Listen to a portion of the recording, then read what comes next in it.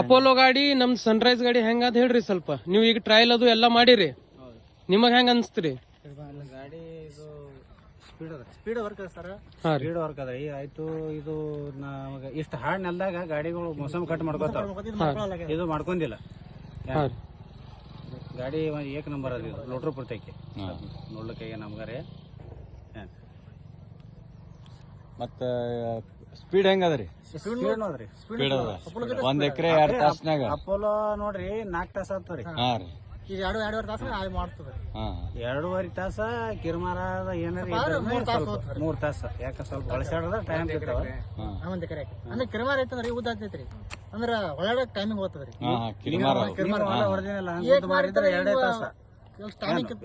ನಿಮ್ ಹೊಲ ಈ ಟೈಪ್ ಹೊಲ ಇದ್ರೆ ಮುಗಿತು ಓದಿದ್ರೆ 2 ತಾಸ ಹೊಲ ಹಾಕಿದ್ರಿ.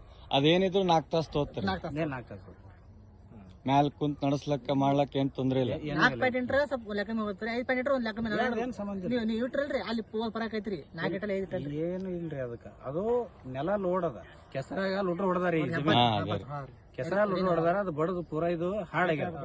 ಹೇಳ್ರಿ ಸ್ವಲ್ಪ ಎಷ್ಟ ತೋರ್ಸಲ್ಲ ಎಷ್ಟು ಬಿರ್ಸ ನೋಡ, ನೆಲ ಬಿರ್ಸ ಅಲ್ಲಿ ನೆಲ ಕೆದರ್ದಲ್ಲಿ ಹೆಚ್ಚಿಗೆ ಇರಬೇಕು, ಸ್ವಲ್ಪ ಎಷ್ಟ ಇಲ್ಲಿ ನೋಡಿ. ಇಂತ ಬೆರೆಸ್ನೆಲ್ಲ ಒಟ್ಟ ಲೋಡ್ ತಿನ್ನಲ್ರಿ, ನೋಡ್ತೀನಲ್ರಿ. ಒಟ್ಟ ಲೋಡ್ ತಿನ್ನಲ್ಲ.